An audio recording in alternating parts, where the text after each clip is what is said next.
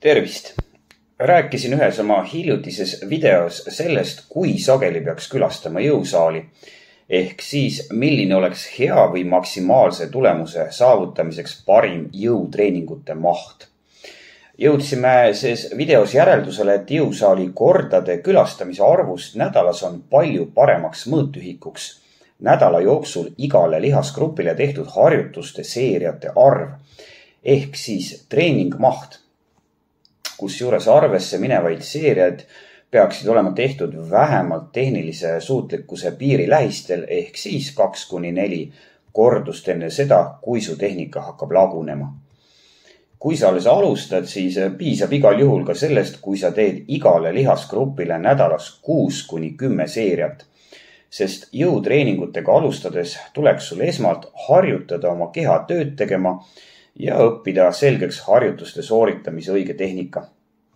Ja ma tahan siinkohal toonitada, et see on täiesti okei, kui sa jääd selle 6–10 seeria juurde nädalas kuni oma elupäevade lõpuni. Sest nii nagu ei saa meist kõigist olümpiasportlasi, ei ole enamikul meist tarvis üritada saada jõusaali treeningutest absoluutset maksimumi. On täiesti võimalik lihast kasvatada ka juba mainitud madala treeningmahu juures, kui sa külastad jõusaali regulaarselt ja treenid targalt. Kusjuures meil on olemas vähemalt üks uuring, mis näitab üheselt, et kui sa pead valima, kas tõsta nui 4 treeningmahtu või siis keskenduda treenimisele suutlikkuse piiri lähistel ja korrektsele tehnikale, siis on suutlikkuse piir ja tehnika olulisemad. Siinkohal väike ja tähtis kõrvalepõige on eksperte, kelle hinnangul tuleks treeningmahu puhul võtta arvesse lihaste tööd ka sellistes harjutustes, mille puhul lihasgrupp ei ole mitte peamist tööd tegev lihas, vaid näiteks stabiliseeriv või abistav lihasgrupp. Näiteks, kui sa surud lamades rinnalt kangi, siis teevad peamist tööd rinnalihased, ent oma osa saavad ka delta eesmine osa ja triitseps.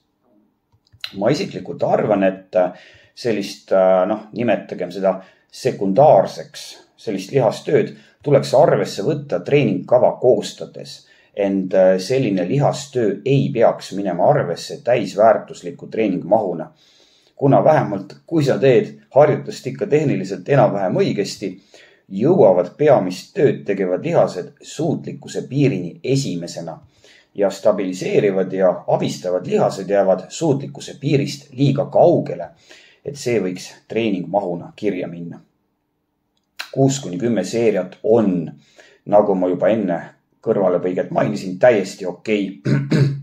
Ent teadusuudiseid lugedes kerkib ka selgelt esile, et kui me paneme kõrvuti 6–10 seeriat ja 12–20 seeriat nädalas ühe lihasgrupi kohta, siis on kindlalt paremad tulemused nii lihasmassi, lihasjõu kui ka lihasvastupidavuse osas suuremal treeningmahul.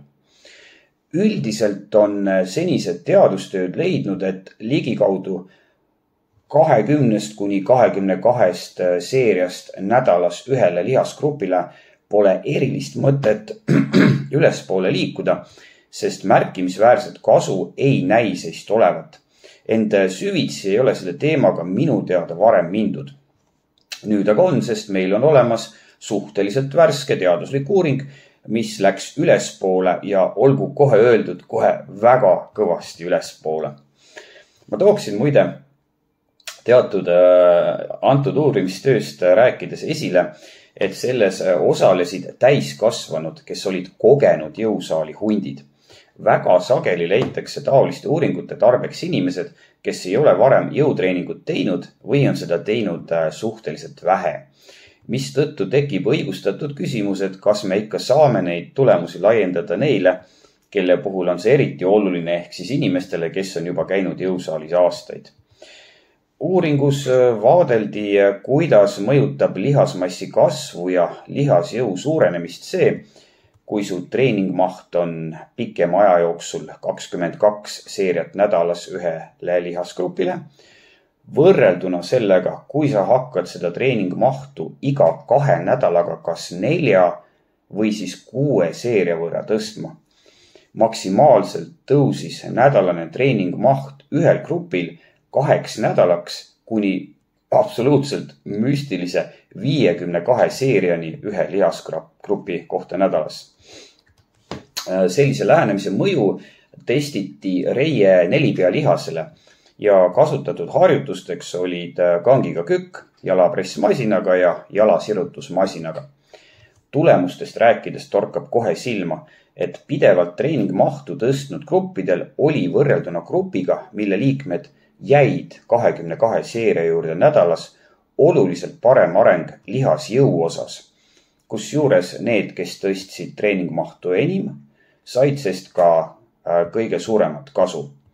Lihashüpertroofia ehk lihasmassi kasvu osas said häid tulemusi kõik 3 gruppi ja kuigi uuringu läbiviijate sõnul ei olnud vahed statistiliselt olulised, võib tähelepanelikult numbritele pilku peal heites siiski näha, et keskmiselt kasvatasid lihast enam need, kes tõstsid treeningmahtu ja keskmiselt kasvas lihas enim neil, kes tõstsid seda treeningmahtu kõige rohkem. Aga veel kord, erinevused olid ses osas nii väikesed, et neid ei saa nimetada statistiliselt oluliseks ja sellisena siis uuringu tulemustes välja tuua. No, mida me nüüd selle uuringu tulemusest mõtleme ja mida me sest endaga treeningsaali saame kaasa võtta? Kõigepealt, kuigi sellest on nüüd väga palju räägitud, et uus norm on 52 rasket seeriat lihasgrupi kohta nädalas, see uuring ei näita, et uueks treeningmahu normiks on see 52 seeriat per lihasgrupp per nädal. Uuringus näidati, et lihasjõu ja vähesel määral ka lihasmassi kasvu osas ei too seeriate oluline tõstmine kaasa langustrendi ja vähemalt lühikese aja vältel on võimalik oma tulemusi ka parandada. Keskmisele jõusaali külastele jääb siit seega minu hinnangul kõrva taha panekuks see, et kui sa oled juba aastaid teinud jõutreeningut ja su tulemused enam ei parane, ehk siis sa oled jõudnud platooni ja sa ikkagi tahaksid veel saada suuremaks ja tugevamaks, siis on treeningmahu tõstmine üheks võimalikuks viisiks, kuidas ennast taas õiges suunas liikuma raputada. Kusjuures vähemalt lühiajaliselt võid sa tõsta treeningmahtu suht hullumeelsete kõrgusteni. Lisaks, kõik personaaltreenerid teavad, et inimesed on hästi erinevad, ehk siis mõnel tulevad tulemused jõusaalis väga kiiresti. Vahest on selline tunne, et mõni ei peagi mitte midagi tõstma, nii kui ta jõusaali sisse astub, nii tuleb kohe biitsepsile sentimeeter juurde. Päriselt ka mõne inimese puhul jääb selline mulje. Aga mõni jälle peab jubedalt vaeva nägema ja et üldse mingisugune areng tuleks. Aga kui sa nüüd süvened sellesse uuringusse ja teistesse sarnastesse uuringutesse, siis võib sealt nii-öelda kõrvalsaadusena välja lugeda, et kui kellelgi on madala treeningmahu puhul tulemused nullilähedased, siis ei tähenda see seda, et ta lihased on võimetud kasvama või muutuma tugevamaks, vaid see võibki olla tema jaoks lihtsalt liiga madal treeningmaht. Ja kui sa lisad oma lihasgrupile alguses nädalas mõned seeriad, võib juba sellestki olla väga suur abi. Nii et see on miski, mida sa võid katsetada, kui sa oled käinud pikalt jõusaalis ja sa näed, et tulemus ei ole, kuigi sa toitud korralikult, treenid targalt, regulaarselt ja magad. Kõik need näited on paigas, tulemust ei ole, pane natuke mahtu juurde, vaata, mis juhtub. Aga pikemaajaliselt näen ma suures mahus treeningmahu suurendamisega 2 probleemi. Esiteks on pikemaaegselt kõrge treeningmahuga treenimine väga kurnav ja varem või hiljem annab su keha või siis vaim mingil kujul järele. Teiseks, vaata, kui me räägime selle uuringu raames 52 seeriast nädalas, siis me räägime 52 seeriast nädalas ühele lihasgrupile. Kui sa tahad sama lähenemist laiendada kõigile lihastele, siis sa pead tõenäoliselt töölt ära tulema ja abielu ära lahutama, sellepärast et enamiku ajast veedad sa edaspidi jõusaalis. Kui sa saad ka vanemaks, hakkab jõutreeningu edusammudes mängima aina olulisemat rolli taastumine. Ehk siis lihtsamalt öeldes sa pead andma oma organismile aega hinge tõmmata. Kui sa viid oma treeningmahu hüperkõrgele, siis on seda väga raske teha. Aastate eest oli väga populaarne rääkida prügiseeriatest, mida inglise keeles kutsutakse nimega junk volume, mis kujutavad siis enesest seeriaid, mille kasutegur on olematu. Antud uuringu ja mitmete eelnevate uuringute valguses saame me nüüd väita, et kindlasti on prügiseeriad seal kusagil hästi kõrgel olemas. Sest varem või hiljem saabub jõutreeningut tehes ju vaimne või füüsiline kurnatus, mis ei võimalda sul enam jätkata. Aga see piir näib olevat palju kõrgemal, kui me oleme seni arvanud. Kokkuvõtteks. Põhimõtteliselt see uuring meie seisukohtades jõutreeningu kohta midagi ei muutnud.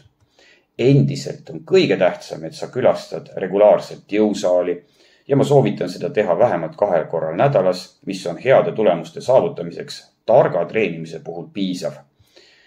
Treenida tasemel mõni kordus enne suutlikkuse piiri ja keskenduda tehnikale ja mis väga oluline, võib-olla isegi kõige olulisem, nautida seda jõusaali aega ja teha sellest kvaliteetaeg. Siis tulevad tulemused ka. Jõusaalis näeme!